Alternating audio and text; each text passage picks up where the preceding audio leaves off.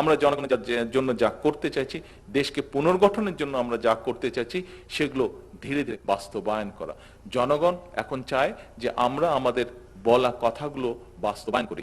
জনগণ চায় রাস্তায় শান্তি, জনগণ চায় তার সন্তানের শিক্ষার ব্যবস্থা, জনগণ চায় তার জন্য চিকিৎসার ব্যবস্থা, জনগণ চায় একটি নিরাপত্তা, জনগণ চায় যে তার কর্মসংস্থানের ব্যবস্থা অথবা যার যেটা যোগ্যতা সে অনুযায়ী ব্যবসা বাণিজ্য চাকরি বাকরি করে। এটাই হচ্ছে জনগণের চাওয়া। এবং জনগণ একই সাথে চায় তার যে রাজনৈতিক অধিকার সেটি যাতে সে তার সময় মতন সেটি যাতে সে প্রয়োগ করতে পারে।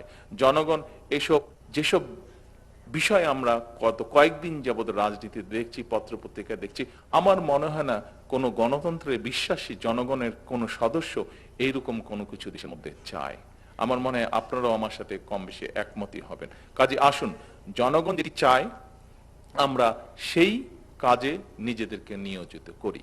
আজকে যেহেতু এইটি জুলাই আন্দোলনকে ঘিরে আলোচনা, আরেকটি কথা আপনাদের সাথে শেয়ার না করলেই নয়।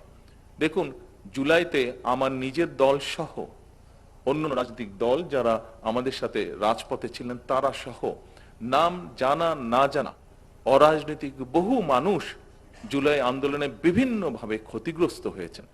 আমাদের পক্ষে যতটুকু সম্ভব হয়েছে, সরকারের পক্ষে যতটুকু সম্ভব হয়েছে, এবং সামনের দিনে সরকারের সামর্থ্য অনুযায়ী যতটুকু সামর্থ্য অনুযায়ী সম্ভব হবে, পরিষ্কারভাবে আমি একটি কথা বলতে চাই, জুলাই আন্দোলনে যারা ক্ষতিগ্রস্ত হয়েছেন আমরা তাদের সাথে আছি। আমরা আমাদের সাধ্য মতন এই মানুষগুলোর পাশে থাকব।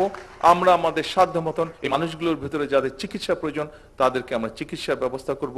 যাদের কর্মসংস্থানের প্রয়োজন ইনশাল্লাহ তাদের জন্য আমরা কর্মসংস্থানের ব্যবস্থা করব।